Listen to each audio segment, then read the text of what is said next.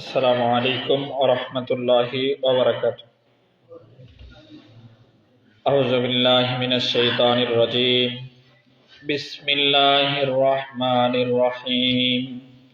ওয়াল আসরি ইন্নাল ইনসানা লাফী খুসর ইল্লাল্লাযীনা আমানু ওয়া আমিলুস সালিহাতি ওয়া তাওয়াসাউ বিল হাক্কি ওয়া তাওয়াসাউ বিস সাবর। إن الله وملائكته يصلون على النبي يا أيها الذين آمنوا صلوا عليه وسلموا تسليما اللهم صل على سيدنا مولانا محمد وعلى آل سيدنا شافعنا محمد اللهم صل على سيدنا مولانا محمد وعلى آل سيدنا شافعنا محمد। আলহামদুলিল্লাহ, সকল প্রশংসা আল্লাহ তাআলার জন্য, যে আল্লাহ তাআলা আমাদেরকে দুনিয়াভি বিভিন্ন রকমের কর্মব্যস্ততা এবং শয়তানের বিভিন্ন রকমের ওয়াসওয়াসা থেকে হেফাজত করে তার মহান হুকুম জুমার দিনের জুমার ফরজ নামাজ আদায় করার উদ্দেশ্যে মসজিদে আসার তৌফিক দিলেন। সে আল্লাহ তাআলার দরবারে কালিমাতুশ শুকরিয়া আদায় করছি, বলছি আলহামদুলিল্লাহ। রাসূল সাল্লাল্লাহু আলাইহি ওয়াসাল্লামের শানে সংক্ষিপ্ত দরুদ ও সালাম পেশ করছি সাল্লাল্লাহু আলাইহি ওয়াসাল্লাম। কোরআন মাজিদে যেই সূরাগুলো সবথেকে ছোট, কোরআন মাজিদে যেই সূরাগুলো সবথেকে ছোট এমন সূরার সংখ্যা 3টা। এই 3টা সূরার ভিতরে আবার এক বিষয়ে মিল আছে।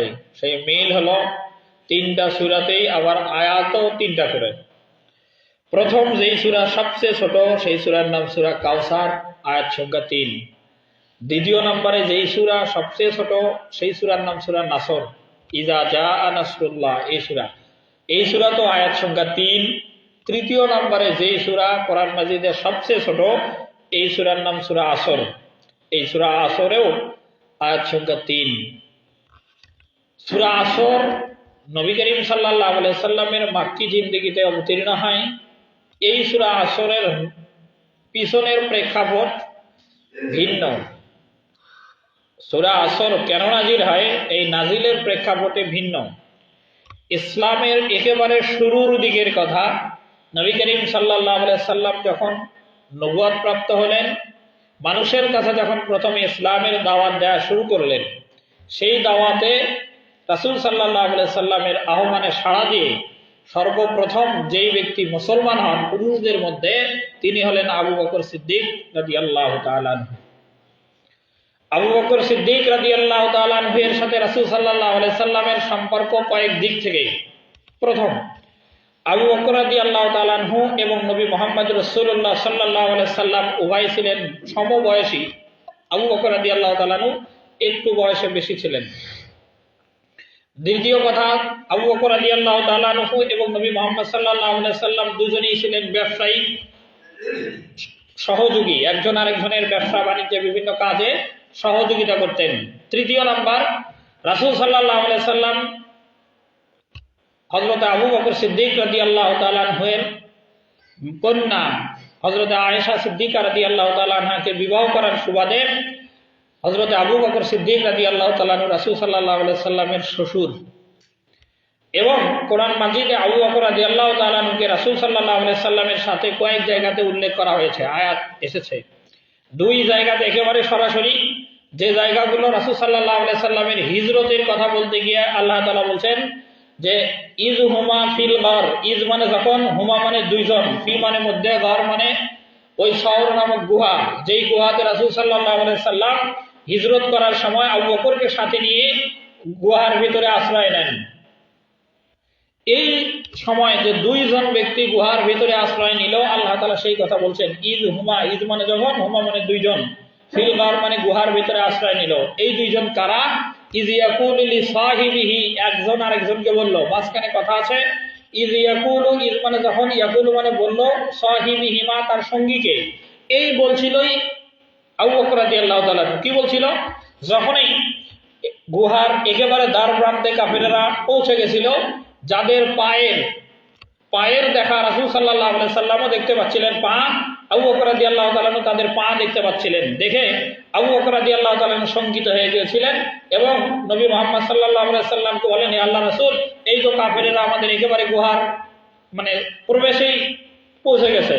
তারা আমাদেরকে মাথাটা যদি শুধু নিচ করে অথবা চোখটা যদি নিচের দিকে তাকানোর জন্য চেষ্টা করে চোখ দিয়ে, তাহলে আমরা ধরা পড়ে যাই। এই কথা বলছিল। আর সে কথা আল্লাহ তাআলা বলছেন যে ইয ইয়াকুলু, ইয মানে যখন, ইয়াকুলু মানে বলল, সাহিবিহিমা ওই দুইজনের একজন, এক সঙ্গী আরেক সঙ্গীকে বলল যে আমরা প্রায় ধরা পড়ে গেলাম। তখন আরেকজন বলছিল, ধরা পড়ার কথাটা বলছিলেন আবু বকর রাদিয়াল্লাহু তাআলা আনহু, এবং মুহাম্মদ সাল্লাল্লাহু আলাইহি সাল্লাম তাকে সান্ত্বনা দিয়ে বলছিলেন যে লা তাহজান, ভয় পেও না, ইন্নাল্লাহা মাআনা, আল্লাহ তাআলা আমাদের সাথে আছেন। এই আয়াতে নবী করিম সাল্লাল্লাহু আলাইহি সাল্লামের সাথে একেবারেই আবু বকর রাদিয়াল্লাহু তাআলা আনহুকে আল্লাহ তাআলা উল্লেখ করেছেন। এটা আবারও হিজরতের কথা বলতে গিয়ে আল্লাহ তাআলা বলছেন যে মুহাম্মাদুর রাসূলুল্লাহ ওয়াল্লাযীনা মাআহু, যে মুহাম্মদ সাল্লাল্লাহু আলাইহি সাল্লাম আল্লাহর রাসূল এবং তার সাথে যিনি ছিলেন, সাথে বলতে হিজরতের সময়ে যিনি সঙ্গী হয়েছিলেন তিনি, তার মানে আবু বকর রাদিয়াল্লাহু তাআলা। এইভাবে আবু বকর রাদিয়াল্লাহু তাআলা সম্পর্কে রাসূল সাল্লাল্লাহু আলাইহি সাল্লামের সাথে বহুবিধ সম্পর্ক তাদের। আর সূরা আসর নাজিল হওয়ার পিছনে আবু বকর রাদিয়াল্লাহু তাআলার ঘটনা জড়িয়ে। আবু বকর রাদিয়াল্লাহু তাআলা ইসলামের প্রথম পুরুষ যিনি ইসলাম গ্রহণ করেন রাসূল সাল্লাল্লাহু আলাইহি সাল্লামের আহ্বানে সাড়া দিয়ে, এবং মহিলাদের ভিতরে প্রথম ইসলাম গ্রহণকারী হলেন খাদিজা, এবং সমগ্র মানব জাতির ভিতরে রাসূলের হাতে হাত রেখে প্রথম ইসলাম গ্রহণকারীও খাদিজা। পুরুষদের ভিতরে সর্বপ্রথম ইসলাম গ্রহণকারী হযরত আবু বকর রাদিয়াল্লাহু তাআলা। আবু বকর রাদিয়াল্লাহু তাআলা যখন ইসলাম গ্রহণ করলেন, আবু বকর রাদিয়াল্লাহু তাআলা ব্যবসায়িক কাজে কোন এক কাফেরের সাথে তার শেয়ারে ব্যবসা ছিল। আবার বলছি, আবু বকর রাদিয়াল্লাহু তাআলার ব্যবসা পরিচালনার ক্ষেত্রে কোন এক কাফেরের সাথে তার ব্যবসায়িক সম্পর্ক ছিল। ইতিমধ্যেই ব্যবসা চলতেই আছে, আবু বকর রাদিয়াল্লাহু তাআলা নবীর হাতে হাত রেখে মুসলমান হয়ে যায়, আর কাফের কুফরির অবস্থাতেই থেকে যায়। এরপরে যখন দেখা যায় যে নবী করিম সাল্লাল্লাহু আলাইহি সাল্লামের হাতে হাত রেখে মুসলমান হওয়ার কারণে আবু বকর রাদিয়াল্লাহু তাআলা ব্যবসায়িক হিসাব করার পরে তার ন্যায্য অংশ, যতটুকু লভ্যাংশ লাভ, এটা কাফেরের সাথে হিসাব করে নিজের অংশটা যথাযথভাবে বুঝে নেন।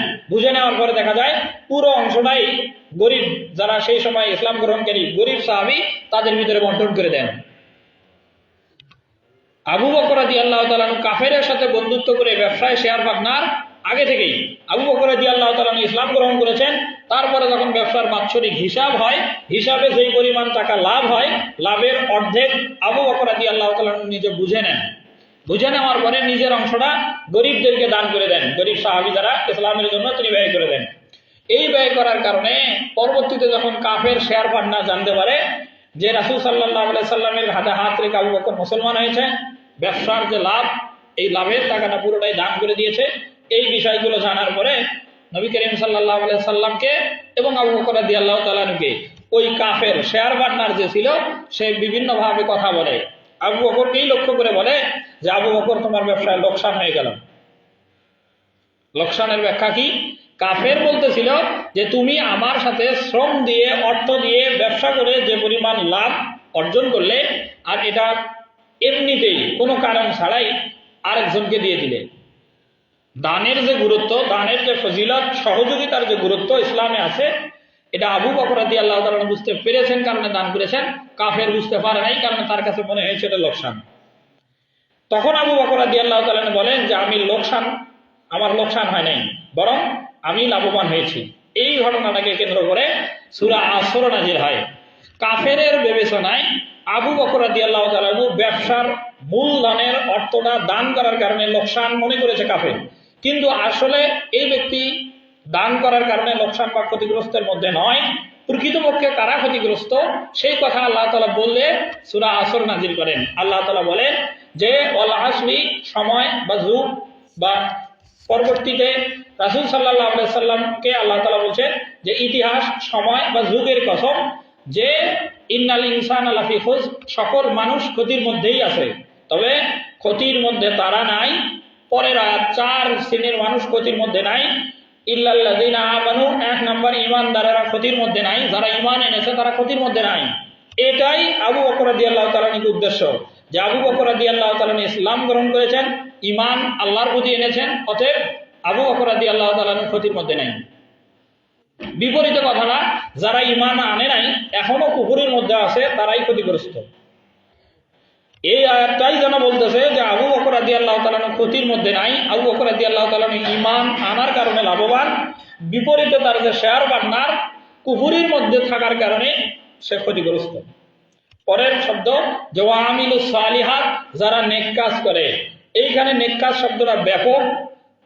আবু বকর রাদিয়াল্লাহু তাআলা এবং শানে নজুলের সাথে যদি আমরা সম্পর্ক করে দেই, তাহলে দান করা নিঃসন্দেহে একটা উত্তম নেক আমল। আর এই নেক আমল যারা করেন তারা কখনো ক্ষতিগ্রস্ত না, বরং তারাই লাভবান। সেই দৃষ্টিকোণ থেকেও আবু বকর রাদিয়াল্লাহু তাআলা কখনোই ক্ষতিগ্রস্ত নয়। 3 নম্বর আল্লাহ তাআলা বলছেন যে ওয়াতাওয়াসাউ বিল হক, রাসূল সাল্লাল্লাহু আলাইহি সাল্লামকে আল্লাহ তাআলা আয়াত নাযিল করে জানাচ্ছেন, যারা মানুষদেরকে হকের দাওয়াত দেয়, হকের ব্যাপারে উৎসাহিত করে, তারা কখনো ক্ষতিগ্রস্ত নয়। এটার ব্যাখ্যা আবু বকর রাদিয়াল্লাহু তাআলা এবং শানে নজুলের সাথে যদি জুড়ে দেওয়া যায়, আবু বকর রাদিয়াল্লাহু তাআলা যেদিন নবীর হাতে হাত রেখে মুসলমান হন, সেদিনই আবু বকর রাদিয়াল্লাহু তাআলা রাসূলকে জিজ্ঞাসা করেন যে আল্লাহ রাসূল, আমার এখন কাজ কি? আবু বকর রাদিয়াল্লাহু তাআলা সেদিনই জিজ্ঞাসা করেন, হে আল্লাহ রাসূল, আমার এখন কাজ কি? রাসূল সাল্লাল্লাহু আলাইহি সাল্লাম বলছিল যে আমার যে কাজ তোমারও সেই কাজ। আমার কাজ হলো মানুষদেরকে আল্লাহর দিকে আহ্বান করা। এই মুহূর্তে তুমি ইসলাম গ্রহণ করলে, তুমি মুসলমান হয়েছ, এখন তোমারও কাজ হলো মানুষদেরকে ইসলামের দিকে আহ্বান করা। এরকম। এরপরের কথা কি সমস্যা?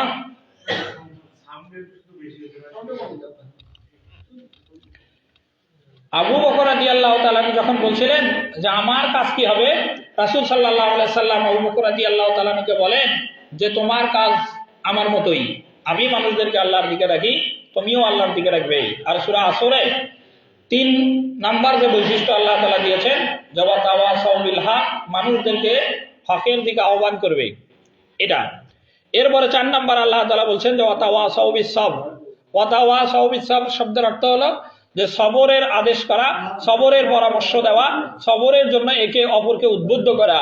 এই সবর আবু বকর রাদিয়াল্লাহু তাআলা একরকম ছিল, আর কাফের ব্যবসায়ী সঙ্গী যিনি, তার সবর আরেক রকম ছিল। সঙ্গী আবু বকর রাদিয়াল্লাহু তাআলাকে যেভাবে সবরের কথা বলতেছিলেন, যেহেতু ব্যবসায়িক দান করার কারণে মূলধনটা লাভ হওয়ার, যেটা এই লাভ দান করে দেওয়ার কারণে আবু বকর রাদিয়াল্লাহু তাআলাকে তিনি ক্ষতিগ্রস্ত মনে করেছেন।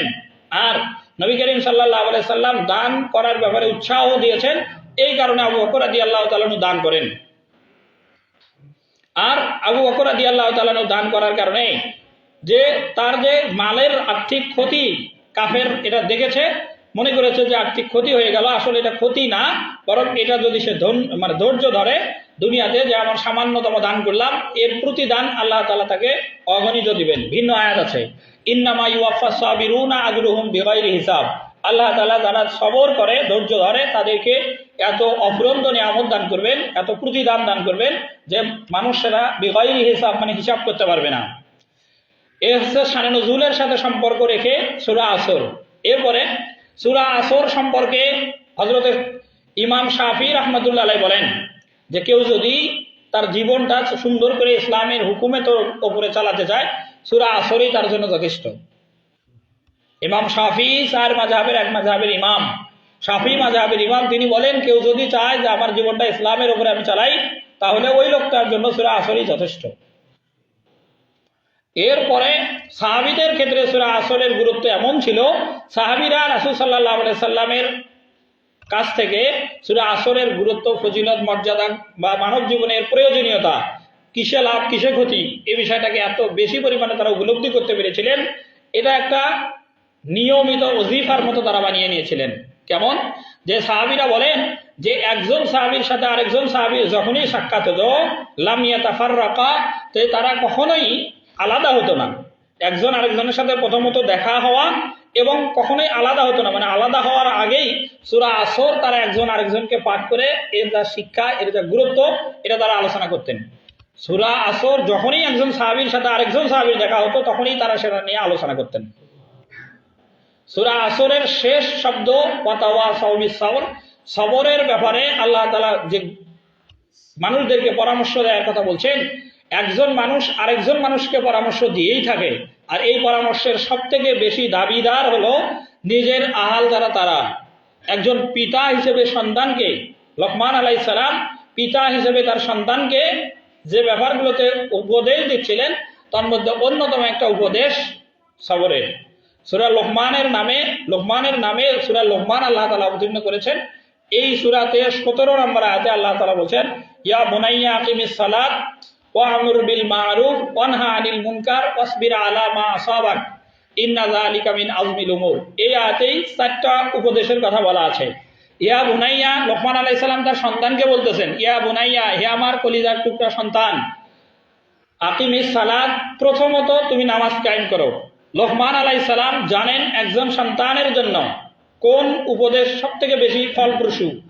এ কারণে পিতা হিসেবে সন্তানকে যে উপদেশগুলো দেওয়া জরুরি, বা পিতা হিসেবে সন্তানকে যে ব্যাপারে দিক নির্দেশনা দেবে, উপদেশ দেবে, সেটা আল্লাহ তাআলা বুঝাচ্ছেন লোকমান আলাইহিস সালামের কথাই কোরআনে আবার উপস্থাপনের মাধ্যমে, যে একজন পিতা যেন তার সন্তানকে এই উপদেশগুলোই দেয়।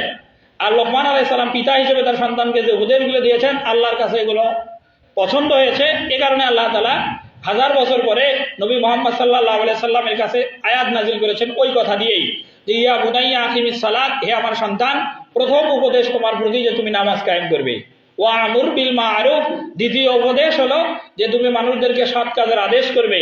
তৃতীয় উপদেশ হলো আনহা আনিল মুনকার, অসৎ কাজে মানুষদেরকে নিষেধ করবে, বাধা দেবে। চতুর্থ উপদেশ ওয়াসবির আলা মা আসাবাক, এবং যত বিপদ আপদ আসে এই বিপদে তুমি ধৈর্য ধারণ করবে। এই 4টা উপদেশ, প্রথম বললেন নামাজ কায়েম, দ্বিতীয় বললেন সৎ কাজের আদেশ, তৃতীয় বললেন অসৎ কাজে নিষেধ, চতুর্থ বললেন বিপদে মুসিবতে ধৈর্য ধারণ করা।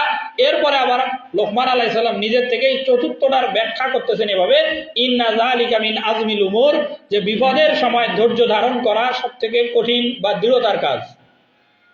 বিপদের সময় ধৈর্য সবাই ধরতে পারে না, বিপদের প্রথম মুহূর্তেই ধৈর্য ধারণ করাই হলো সাহসিকতার কাজ। বিপদের সময় প্রথমতই ধৈর্য ধারণ করা মানে সাহসিকতার কাজ। আমরা জানি একজন মানুষ যখন তার নিজের পিতা হিসেবে যখন তার সন্তানকে হারিয়ে ফেলে, তার সন্তান, পিতা বেঁচে থাকতেই যদি সন্তান মারা যায়, আবার স্ত্রী যদি বেঁচে থাকতেই স্বামী মারা যায়, আবার দেখা যায় এরকম করে খুব আপনজন যারা মারা যায়, তাহলে এটাই তার জন্য বড় বিপদ হতে পারে। আর যে কোনো বিপদ বালা মুসিবতের সময় একজন মানুষ কি পড়বে, এই বিপদ মুসিবতের সময় সবর কিভাবে ধরবে, আল্লাহ রাসূল সাল্লাল্লাহু আলাইহি সাল্লাম সাহাবীদেরকে সেটা বলছেন। রাসূল সাল্লাল্লাহু আলাইহি সাল্লামের যারা স্ত্রী বিবি, এই উম্মুল মুমিনিনদের ভিতরে একজন অন্যতম উম্মুল মুমিনিন হযরতে উম্মে সালামা রাদিয়াল্লাহু তাআলা আনহা। এটা বোঝার বিষয় আছে যে উম্মে সালামা, উম্মুন আরবি শব্দ যার অর্থ হলো মা, আর সালামা মানে ওই সালামা নামক ব্যক্তি। উম্মে সালামা বলতে আমরা যাকে জানি, সেই উম্মে সালামার সন্তান ছিল সালামা নাম। এই সালামার কারণেই তার মায়ে উম্মে সালামা বলা হয়। যে উম্মে সালামার জীবনের একটা বিরাট ঘটনা আছে, সেই ঘটনার সাথে সম্পর্ক আছে।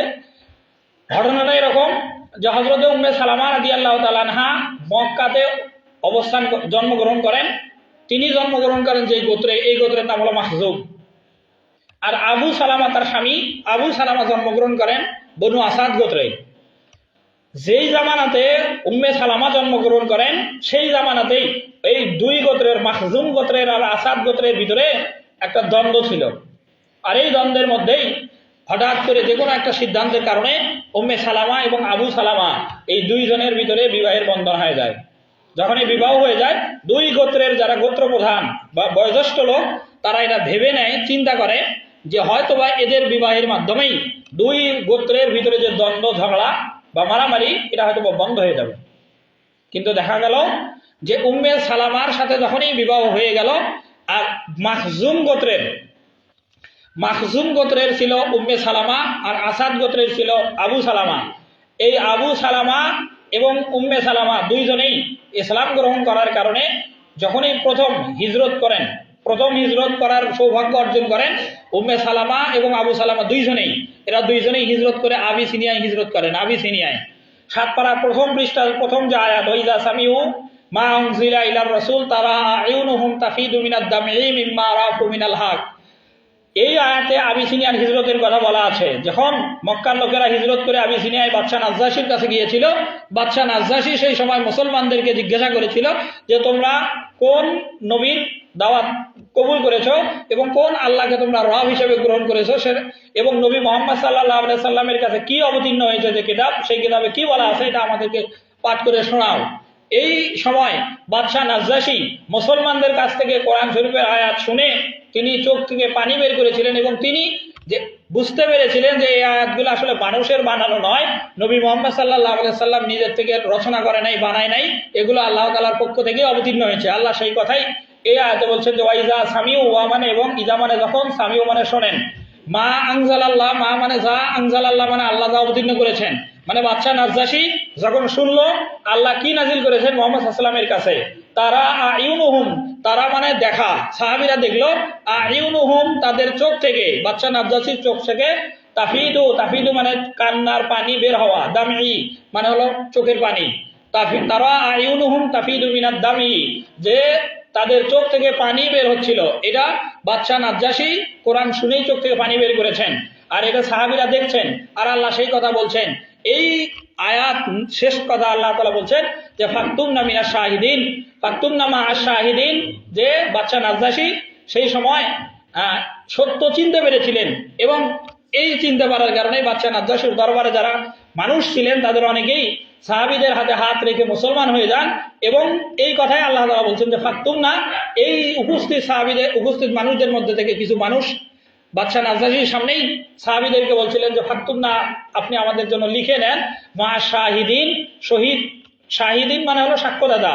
তার মানে যখনই তারা ইসলাম গ্রহণ করেছিল তারা সাক্ষ্য দিয়েছিল আশহাদু আল্লা ইলাহা ইল্লাল্লাহ ওয়া আশহাদু আন্না মুহাম্মাদান আবদুহু ওয়া রাসূলুহু, যে আমরা সাক্ষ্য দিচ্ছি আল্লাহ ছাড়া কোনো ইলাহ নাই, মুহাম্মদ সাল্লাল্লাহু আলাইহি সাল্লাম আল্লাহ তাআলার বান্দা এবং রাসূল।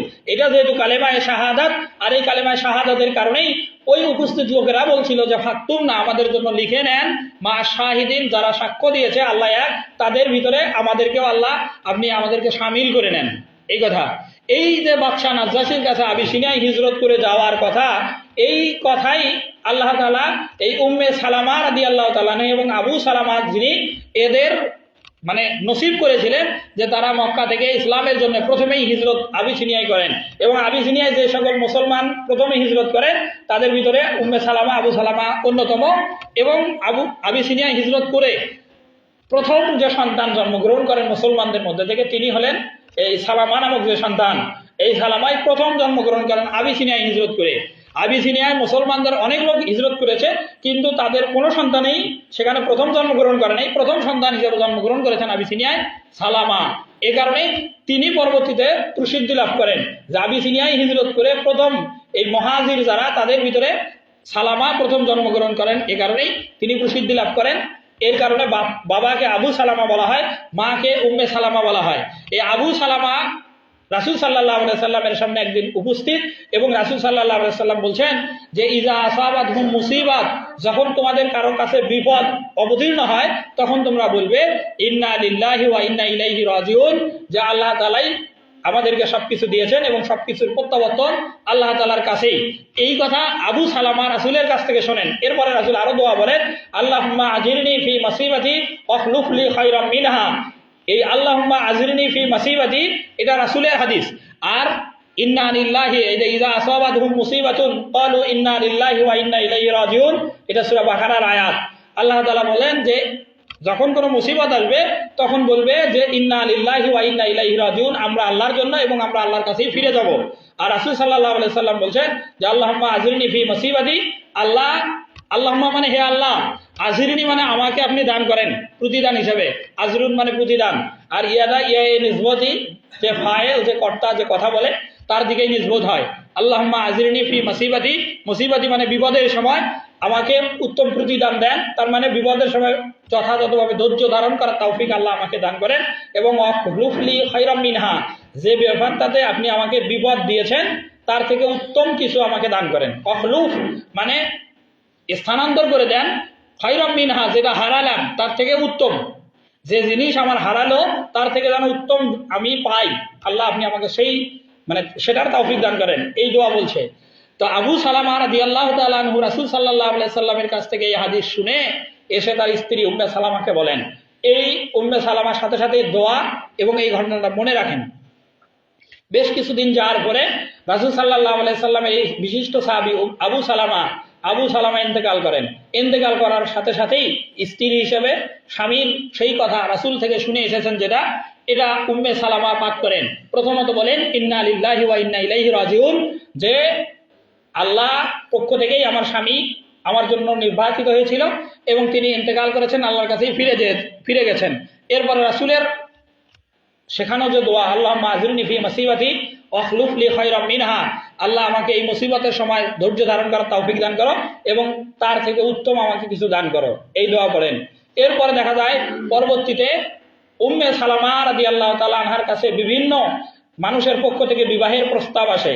আর সেই প্রস্তাবের সময় উম্মে সালামা বারবার শুধু মনে করেন যে আবু সালামা এমন একজন চরিত্রবান ব্যক্তি ছিলেন যার সমতুল্য পরিমাণ কোনো ছেলের পক্ষ থেকে আমার কাছে বিবাহের প্রস্তাব আসতেছে না, অথচ আমি রাসূলের পক্ষ থেকে সেখানে দোয়া পড়েছি যে আমাকে বিপদে ধৈর্য ধারণ করার তৌফিক দান করো এবং যাকে আমি হারিয়েছি তার থেকে উত্তম আমাকে কিছু দাও। পরবর্তীতে দেখা যায় যে এই দোয়ার বরকতেই রাসূল সাল্লাল্লাহু আলাইহি সাল্লামের সাথে উম্মে সালামার বিবাহ হয়। রাসূল সাল্লাল্লাহু আলাইহি সাল্লামের সাথে উম্মে সালামা রাদিয়াল্লাহু তাআলা আনহার বিবাহ হয়। এর পিছনের যে ঘটনা সেটা হলো যে হযরত উম্মে সালামা রাদিয়াল্লাহু তাআলা আনহা যদি ধৈর্য ধারণ না করতেন এবং আল্লাহ তাআলার কাছেই দিল থেকে যদি না চাইতেন, খালেস দিলে যদি আল্লাহর কাছে প্রার্থনা না করতেন, তাহলে এটা হতো না। কেননা কোরআন শরীফের অনেকগুলো আয়াতে আসছে, যেমন সূরা বাকারাতে আয়াত আসছে যে ওয়াইজা সাআলাকা ইবাদি আন্নী ফাইন্নী করিবুন উজিবু দাওয়াতাদ দাঈ ইযা দাআনি ফালিয়াস্তাজিবু লি ওয়ালিউমিনু বি লাআল্লাহুম ইয়ারশুদুন। 186 নম্বর আয়াত বাকারা সূরা। এই আয়াতে আল্লাহ তাআলা বলছেন যে ওয়াইজা সাআলাকা ইবাদি আন্নী, যে বান্দা যখন আপনাকে জিজ্ঞাসা করবে আমার ব্যাপারে, ও মানে এবং ইজা মানে যখন, সাআলাকা মানে হে নবী আপনাকে জিজ্ঞাসা করবে, ইবাদি মানে আমার বান্দারা, আন্নী মানে আমার ব্যাপারে। আল্লাহ বলেন যে আমার বান্দারা যখন আমার ব্যাপারে আপনার নবীর কাছে জিজ্ঞাসা করবে যে আল্লাহ কোথায়, তখন আপনি জবাব দেবেন ফাইন্নী, নিশ্চয় আমি করিবুন, খুব নিকটেই, উজিবু মানে আমি সাড়া দেই, দাওয়াতা দাঈ, দাওয়াতা মানে আহ্বান, দাঈ মানে আহ্বানকারী। যখনই আমার কাছে কেউ দোয়া করে, দোয়াকারীর দোয়ায় আমি আহ্বানে সাড়া দেই। ফালিয়াস্তাজিবু লি, অবশ্যই আমি, আল্লাহ তাআলা বলতেছেন অবশ্যই আমি তার আহ্বানে সাড়া দেই। কেউ যদি আল্লাহকে ডাকে, আল্লাহকে আহ্বান করে, সেই আহ্বানে বান্দা ডাকে, আল্লাহ অবশ্যই সাড়া দেয়, এটা এখানে। এরপরে আল্লাহ তাআলা বলছেন যে উদউনি আস্তাজিব লাকুম, যে বান্দা তোমরা আমাকে ডাকো আমি তোমার আহ্বানে সাড়া দেব। উদউনি আস্তাজিব লাকুম, যে তোমরা আমাকে ডাকো আমি তোমাদের আহ্বানে সাড়া দেব। যে মানলা, রাসূল সাল্লাল্লাহু আলাইহি সাল্লাম হাদিসে বলছেন মানলাম ইয়াসআলিল্লাহ ইয়াগদাব, মান মানে যিনি, লাম ইয়াসআলিল্লাহ মানে আল্লাহর কাছে চায় না, ইয়াগদাব আলাইহি, আল্লাহ ওই ব্যক্তিটার উপরে রাগান্বিত হন। আল্লাহ তাআলার সাথে বান্দার মানে বৈপরীত্য এখানেই, যে বান্দা এক বান্দা আরেক বান্দার কাছে যদি বারবার কিছু চায় তাহলে বান্দা বিরক্ত বোধ করে এবং ওই ব্যক্তির কাছে রাগান্বিত হয় যে বারবার চায় কেন। একজন মানুষ আরেকজন মানুষের কাছে যে কোনো প্রয়োজনে যদি বারবার সহযোগিতা চায় তাহলে বান্দা হিসেবে রাগান্বিত হয় যে বারবার কেন চায়। আর আল্লাহ তাআলা ভিন্ন বলছেন, রাসূল সাল্লাল্লাহু আলাইহি ওয়াসাল্লাম, যে মানলাম ইয়াসআলিল্লাহ, যে ব্যক্তি আল্লাহর কাছে চায় না আল্লাহ তার উপরে রাগান্বিত হন। আর আল্লাহ তাআলার কাছে চাওয়ার মাধ্যম দুইটা, একটা হলো নামাজ আর একটা হলো সবর। এই কথা দুই আয়াতে আল্লাহ তাআলা বলছেন। প্রথমত দুটোই বাকারা সূরার আয়াত। প্রথম আয়াতটা সূরা বাকারার এই 43-44 এই জায়গাতে, যে ওয়াকিমুস সালাতা ওয়া আতুজ যাকাত ওয়ারকাউ মা'আর রাকিন আতা'মুরুনান নাসা বিল বিররি ওয়া তানসাউনা আনফুসাকুম ওয়া আনতুম তাতলুনাল কিতাবা আফালা তা'কিলুন। এরপরে আসল আয়াত ওয়াস্তাঈনু বিস সাবরি ওয়াস সালাত, ওয়াস্তাঈনু মানে তোমরা আল্লাহর কাছে সাহায্য কামনা করো, বিস সাবরি ধৈর্যের সাথে, ওয়াস সালাত এবং নামাজের মাধ্যমে। সবর এবং নামাজ এই দুটোর মাধ্যমে একজন মানুষ আল্লাহর কাছে সাহায্য সহযোগিতা কামনা করবে। এরপরে আল্লাহ তাআলা বলছেন ইন্নাহা লাকাবীরাতুন, ইন্নাহা মানে নিশ্চয়, এটা মানে এই যে সাহায্য নেওয়াটা, আল্লাহর কাছ থেকে সাহায্য নেওয়াটা কঠিন কাজ। লাকাবীরাতুন অবশ্যই এটা কঠিন কাজ। ইল্লা আলাল খাশিন, তবে যারা বিনয়ী বিনম্র, এই বিনয়ীদের জন্য ধৈর্য এবং নামাজের মাধ্যমে আল্লাহর কাছ থেকে সহযোগিতা নেওয়া এটা কঠিন নয়। আর যারা বিনয়ী নয় এদের জন্য এটা কঠিন, কেননা বিনয়ী যারা তারা সবরের চূড়ান্ত পর্যায় পর্যন্ত পৌঁছতে পারেন, আর যারা বিনয়ী নয় তারা অধৈর্য হয়ে পড়েন যে আল্লাহ কেন আমাকে এখনো পর্যন্ত সহযোগিতা করতেছে না। এটা আবার সূরা বাকারাতে আল্লাহ তাআলা বলছেন যে ফাযকুরুনি আযকুরুকুম ওয়াশকুরুলি ওয়ালা তাকফুরুন ইয়া আইয়ুহাল্লাযীনা আমানুস্তাঈনু বিস-সাবরি ওয়াস-সালাহ ইন্নাল্লাহা মা'আস সাবিরিন, যে তোমরা আল্লাহ তাআলার কাছে সবর এবং ধৈর্যের মাধ্যমে, সবর এবং নামাজের মাধ্যমে সাহায্য কামনা করো। আর ইন্নাল্লাহা মা'আস সাবিরিন, নিশ্চয় আল্লাহ তাআলা সবরকারীদের সাথেই আছেন। এরপর আর একটু বলছেন যে সবর তুমি কোথায় কোথায় করবে। সবরের কিছু ক্ষেত্র আল্লাহ তাআলা পরের আয়াতে বলছেন যে ওয়ালা নাবলুওয়ান্নাকুম বিশাইইম মিনাল খাউফি ওয়াল জুই ওয়া নাকসিম মিনাল আমওয়ালি ওয়াল আনফুসি ওয়াস সামারাত ওয়া বাশশিরিস সাবিরিন। ওয়ালা নাবলুওয়ান্নাকুম, মানুষদেরকে আল্লাহ বলছেন যে অবশ্যই আমি আপনাদেরকে পরীক্ষা করব, বিশাইইন এমন কিছু বিষয় দিয়ে। সেটার এক নম্বর হলো মিনাল খাউফ, ভয় দিয়ে। এটা মানে জীবন নাশের ভয়, সহ সামগ্রিক ভয়, চূড়ান্ত পর্যায়ে ভয়। আল্লাহ তাআলা ভয়ের মাধ্যমে মানুষদেরকে পরীক্ষা করবেন। ওয়াল জুই, ক্ষুধার মাধ্যমে 2 নম্বর। 3 নম্বর ওয়ানাকসিম মিনাল আমওয়াল, সম্পদ কম দিয়ে আল্লাহ পরীক্ষা করবেন। 4 নম্বর ওয়াল আনফুসি, মানুষের জীবন নেওয়ার মাধ্যমে আল্লাহ পরীক্ষা করবেন। ওয়াস সামারাত, এবং ফল ফসলের ক্ষতির মাধ্যমে মানুষদেরকে আল্লাহ তাআলা পরীক্ষা করবেন। এই 5 বিষয় পরীক্ষা করবেন। এই পরীক্ষাগুলোতে যে ব্যক্তি সবর ধারণ করতে পারবে তাদের সম্পর্কে আল্লাহ তাআলার শেষ বক্তব্য ওয়াবাশশিরিস সাবিরিন, মানে এবং বাশশির মানে হলো সুসংবাদ, সাবিরিন মানে ধৈর্যশীল। সাবিরিন যারা, তাদেরকে হে নবী আপনি সুসংবাদ দান করেন যে আল্লাহ তাদের সবরের কারণে পূর্ণ প্রতিদান দেবেন। আল্লাহ তাআলা বলছেন সূরা ইমরানের 200 নম্বর আয়াত, এটা শেষ আয়াত সূরা ইমরানের, ইয়া আইয়ুহাল্লাযীনা আমানুসবিরু সাবিরু ওয়ারাবিতু ওয়াত্তাকুল্লাহা লাআল্লাকুম তুফলিহুন। এই আয়াতে 2 সবরের কথা আল্লাহ তাআলা বলছেন যে ইয়া আইয়ুহাল্লাযীনা আমানুসবিরু, হে ঈমানদারগণ তোমরা ধৈর্য ধারণ করো। তারপরে ওয়াসাবিরু, এবং ধৈর্যের ক্ষেত্রে প্রতিযোগিতা করো। ওয়ারাবিতু, এবং এটার উপরে অবিচল থাকো। লাআল্লাকুম তুফলিহুন, আশা করা যায় তোমরা সফল হবে। এই আয়াতে 2 বার সবর বলার 2টা অর্থ। প্রথম যেটা, একটা হলো নিজের ক্ষেত্রে, আমি নিজেই নিজের ক্ষেত্রে সবর করব। সবর 3 প্রকার। সবর 3 প্রকার। 1 নম্বর আস-সাবরু ফিত তাআত, আনুগত্যের ক্ষেত্রে সবর। আল্লাহর হুকুম মানতে গিয়ে আমার কষ্ট হয়, তবুও আমি ধৈর্য ধারণ করে আল্লাহর হুকুম বাস্তবায়ন করি। এই হলো আস-সাবরু ফিত তাআত, আনুগত্যে আল্লাহর সবর করা। যেমন রোজা থাকা কষ্টকর, শুভে সাদিক থেকে সূর্যাস্ত পর্যন্ত পানাহার এবং সকল প্রকার খানা থেকে বিরত থাকা একজন মানুষের জন্য কষ্টকর, তবুও লোকটা রোজা থাকে। এটা আল্লাহ তাআলার আনুগত্যে। ফজরের নামাজ ঘুম থেকে উঠে আদায় করা একজন ব্যক্তির জন্য স্বাভাবিকভাবেই কষ্টকর, কিন্তু লোকটা যদি সবরের সাথে এই হুকুমটা পালন করে তাহলে এটা তার জন্য কল্যাণকর। জিহাদের ময়দানে জীবনের রিস্ক নিয়ে দিন কায়েমের জন্য জিহাদের ময়দানে অবতীর্ণ হওয়া এটা কষ্টকর, কিন্তু এই রিস্ক নিয়ে যদি সে জিহাদের ময়দানে যায় এটা আনুগত্যে সবর। 2 নম্বর আস-সাবরু ফিল মাসিয়াত, এটা হলো পাপের কাছ থেকে নিজেকে বিরত রাখার মাধ্যমে সবর করা, যে আমি পাপের কাজে যাব না। 13 পারার প্রথম সূরা ইউসুফের আয়াত, আল্লাহ তাআলা বলছেন যে ইন্নান নাফসা লাআম্মারাতুন বিসসুই, মানুষের যে নফস আছে এই নফস 2 প্রকার। একটা হলো নফসে মুতমাইন্না, আর 2 নম্বর হলো নফসে আম্মারা। যে নফস আল্লাহ তাআলা যেমন বলেছে ঠিক তেমন তেমন ভাবেই চলে এবং এটাই সে সন্তুষ্ট, এমন নফসকে নফসে মুতমাইন্না বলে। আল্লাহ যেমন বলছে আমি ঠিক তেমনই করি এবং আমি এতেই সন্তুষ্ট, যদি এরকম হয় এটাকে নফসে মুতমাইন্না বলে। আর আল্লাহ যেমন বলছে আমি তেমন না, বরং মন আমার যেমন চায় আমি ঠিক তেমন চলি, যদি এইরকম কারো নফস হয় এই নফসের নাম হলো নফসে আম্মারা। আর এই নফসে আম্মারা এটা মানুষের আমলের কারণেই তৈরি হয়ে যায়, আর নফসে মুতমাইন্না এটাও মানুষের আমলের কারণেই তৈরি হয়ে যায়। আল্লাহ তাআলা বলছেন যে ইন্নান নাফসা লাআম্মারাতুন বিসসুই, মানুষের মন পাপের দিকে ঝুঁকে পড়ে। আর এই রকম পাপের দিকে আকৃষ্ট না হওয়া, যে আল্লাহ তাআলা হুকুম এটাতে নাই, বরং আল্লাহ তাআলার নিষেধ, এটা নিষেধটাকে বর্জন করার ক্ষেত্রে সবর করা, এটা সাবরু ফিল মাসিয়াত। আর 3 নম্বর হলো সাবরু ফিল মুসিবাত, বিপদ আপদে ধৈর্য ধারণ করা। আল্লাহ তাআলা এই আয়াতে বলছেন এই ইয়া আইয়ুহাল্লাযীনা আমানুসবিরু, হে ঈমানদারগণ তোমরা সবর করো। এই সবরটা হলো এই 3 ধরনের।